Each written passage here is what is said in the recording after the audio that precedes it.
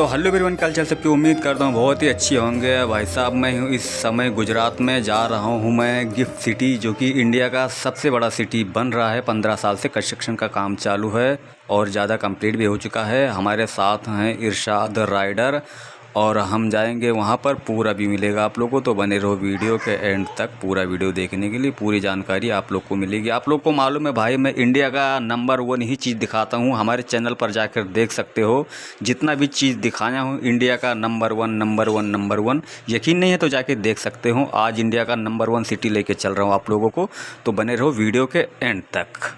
आज से 15 साल पहले शुरुआत हुई इंडिया के एक ड्रीम प्रोजेक्ट की, जिसका नाम था Gujarat international financial tech city, जिसको गिफ्ट सिटी के नाम से भी जाना जाता है।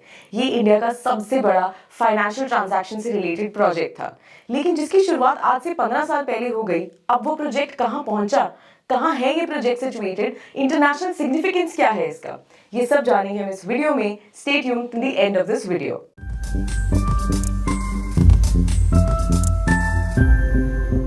इसका कंसेप्ट ले किया गया था 2007 में बाय मिस्टर नरेंद्र मोदी, जो कि तब गुजरात के चीफ मिनिस्टर थे, एंड 2012 में इसका फाउंडेशन स्टोन भी ले कर दिया गया था। कहाँ है ये गिफ्ट सिटी? नाम से तो आपने गेस कर ही लिया, यस, गुजरात में ही सिचुएटेड है। ये एक्चुअली अहमदाबाद और गांधीनगर के बीच में सिचुएटेड है, एंड इसकी लोकेशन बहुत ही खास तरीके से स्ट्रेटेजिकली चूज की गई है। ये 12 किलोमीटर्स है from the Ahmedabad international airport and 6 kilometres है गांधीनगर से भी। साबरमती रिवर के बैंक पे सिचुएटेड है, और तो और आगे आने वाली मेट्रो लाइन से, बुलेट ट्रेन से भी कनेक्टिविटी इसकी बहुत अच्छी होगी। 886 एकड़ ऑफ लैंड पे ये पूरा प्रोजेक्ट सिचुएटेड है। अब हम बात करते हैं कि ये गिफ्ट सिटी बन क्यों रही है, इसका पर्पस क्या है। Because India wants to become central business districts like London, Paris, Hong Kong, Singapore and Dubai. ये एक ऐसे सेंटर्स हैं जहां पर फाइनेंशियल ट्रांजैक्शंस को इंटरनेशनली केटर किया जाता है।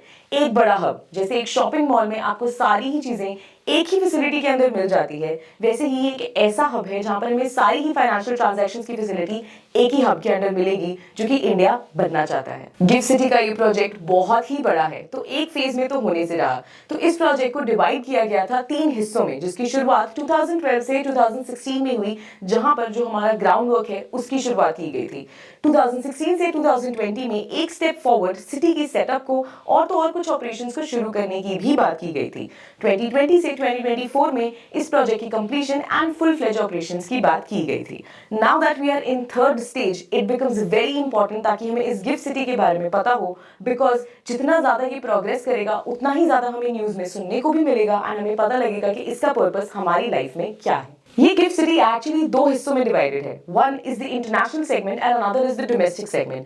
डोमेस्टिक सेगमेंट में सारी ही हमारी इंडियन कंपनीज रजिस्टर्ड होंगी, वहीं पर इंटरनेशनल में इंडियन साथ के साथ इंटरनेशनल कंपनीज भी रजिस्टर्ड होंगी, जो अपने ऑपरेशंस को कैरी फॉरवर्ड करेंगी। इसके अलावा हमारी residential, commercial and social buildings इस पूरे ही एरिया में डिवाइड की जाएंगी, ताकि लोगों के लिए सिर्फ काम करने के लिए ये सिटी बेटर ना हो, बल्कि रहने के लिए भी बहुत बेटर हो। जैसे चंडीगढ़ को कहते हैं एक प्लान्ड सिटी, वैसे ही गुजरात की इस गिफ्ट सिटी को कहा जाएगा स्मार्ट सिटी, क्योंकि इस सिटी की स्टार्टिंग में ही कुछ चीजों का खास ध्यान रखा गया है, जैसे कि water recycling plant, optical fibre communication, automated waste collection system, dedicated power station and city cooling level systems जैसे सेंटर्स को मेक किया गया है, ताकि ये सिटी काफी ज्यादा बेनिफिशियल हो for the people who are going to stay in this. अब हम जानते हैं कि इस गिफ्ट सिटी से क्या फायदा होगा, क्या हो रहा है आजकल इस गिफ्ट सिटी में।